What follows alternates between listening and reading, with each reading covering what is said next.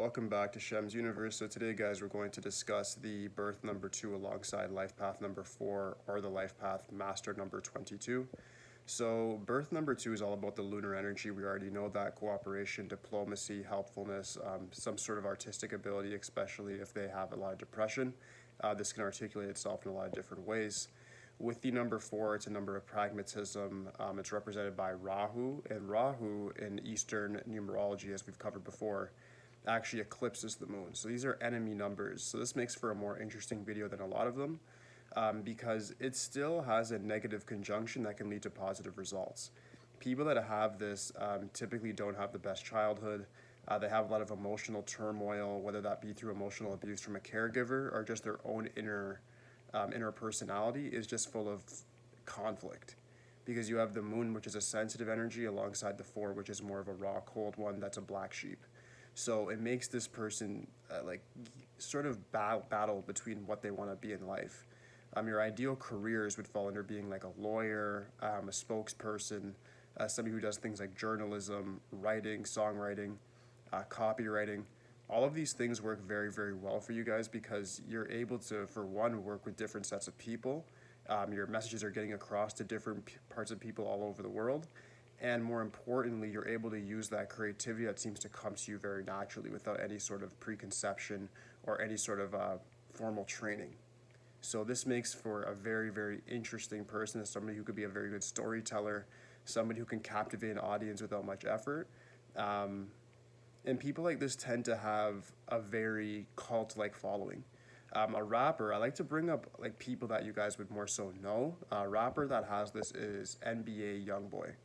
Youngboy is known as sort of like a rebel in the rap community. He's been out of jail, but his YouTube following is something that cannot be overlooked. It's remarkable. He's somebody who's broken records on YouTube just for getting like the fastest amount of views, like in an hour, get a couple million views. He's gone viral numerous times. He's been the top of Billboard charts, and he's so young doing it. Cue the name Youngboy. So even though he has all this controversy in his life, and it does lead him to having a bunch of problems, his artistic abilities have still manifested him a very grandeur life. And he's been somebody who's been very rich and successful, and sort of had the rap game as a whole, subjectively, in a bit of a chokehold since he's been out. He's had videos that have gone up to even 1 billion views, so this is something that cannot be overlooked whatsoever. The result of this is because Rahu, which is the number 4, does actually give you fame as well. It gives you fame in a very dark and conflicting way through controversy. It's more of almost the infamy. It's more of being that person that people look at maybe in a negative light, but if you're able to accept that and endure through it, you then can reach the pinnacle of success, which is what he's sort of done. I'm not saying what he's doing is competent or ethical or moral. We're not discussing that. But we're discussing who he's meant to be in this reincarnation. That's what he's doing, and he's accepted it fully. All right? So if you have this number combination, I'm not saying to be somebody who's in and out of jail or getting in a bunch of problems or shootouts. But what I am saying is that you need to be somebody who is willing to accept when people don't like you, willing to accept the darkness in your life, the trauma, and make that help you grow into a better person, a better individual, and somebody who's more captivating and attractive to a larger audience. Okay? So you have all the artistic gifts there, but it's up to you to accept the obstacles that come along the way to actually achieve your dreams. The sort of lucky numbers for you guys are 6 and 7. 7 works very well for the 2 just because they do have a very, very good relation with the south node of the moon, which is Ketu, which is the bottom half of the demon. Rahu's the head of the demon, Ketu's the tail. So when they come together, that makes for a very, very powerful sort of alliance. The 2 and the 7 is more so where the alliance is even more than the 4 and the 7. The 2 brings forth the lunar energy with the 7 that makes for a very clear-sighted person with a lot of psychic abilities and abilities to sort of see through the future. So when you have somebody that has a birth number 2 on 7 days, you might find them more receptive in nature, more intuitive, and almost just more relaxed because they're just more in tune with their reality. People with this number combination also tend to have a lot of mood fluctuations on full moons and new moons and also eclipses. So be very, very careful in that regard. Just make sure that you are guarding your energy. Make sure that you are practicing mindfulness, meditation. Have some sort of mind-body exercise that keeps you very much in the present, whether that be yoga, martial arts, biking, boating, swimming, whatever it may be. But it needs to be a hobby or a sport that involves both the body and the mind that work in coordination. All right? Your lucky days when it comes to artistic pursuits would be the 6th, 15th, and 24th. You can definitely execute a lot of great artistic ideas on those days and achieve a great deal of great results. And you can also get good results in your social life and I'd say family, business life, the 7th, 16th, 25th. For ideal name numbers, the most ideal one for you guys by far is going to be a number 6 combination. 6 name number 15, 24, 33, or 42 will work exponentially well for you guys. Anything other than that might not work very well. Excuse me, the 51 is there as well, which should also work very well for you guys. Help you guys rise in power from poverty to riches, and also giving you guys that sort of charisma and extra attractiveness to really get things done. Both the 2 and the 4 get along with the number 6, which is why it makes them very, very powerful.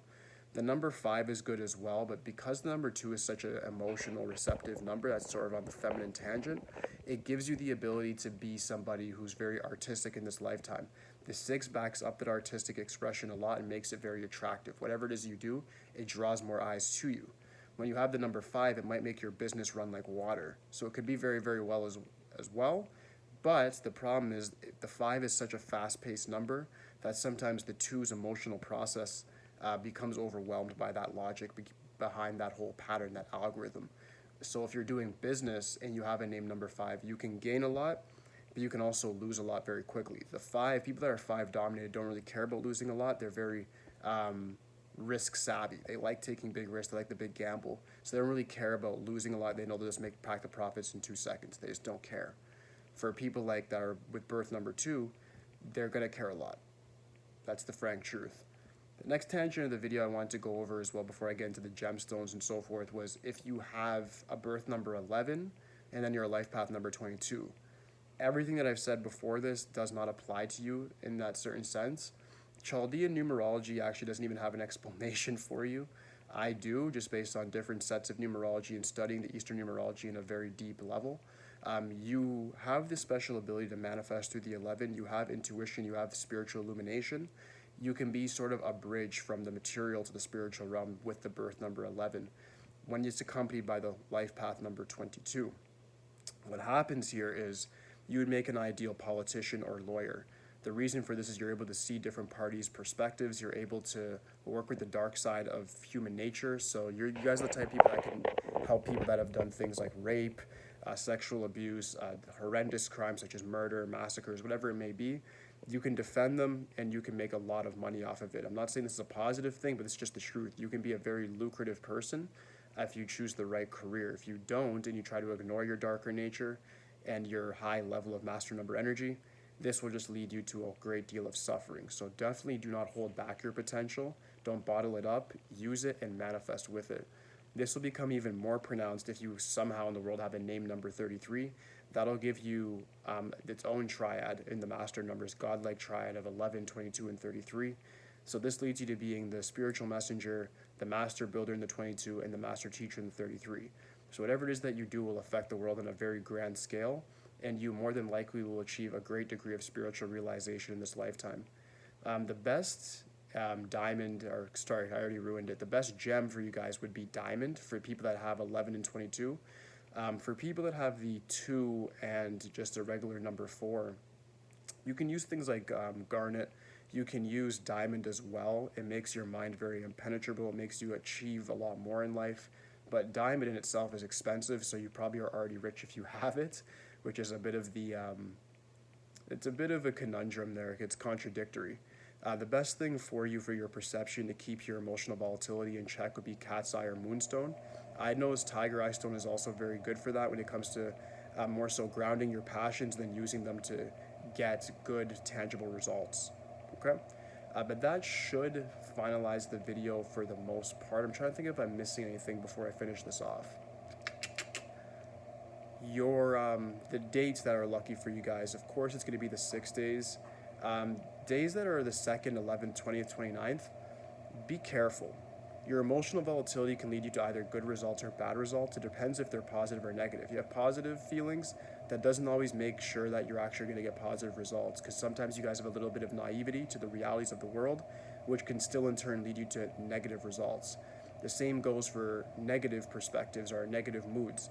Sometimes you're just not logically very cynical, and that leads you to becoming irresponsible, not grateful, and that makes the universe take away your blessings. So be very careful. On days that are associated with the number 2, your emotional volatility is at a much greater degree.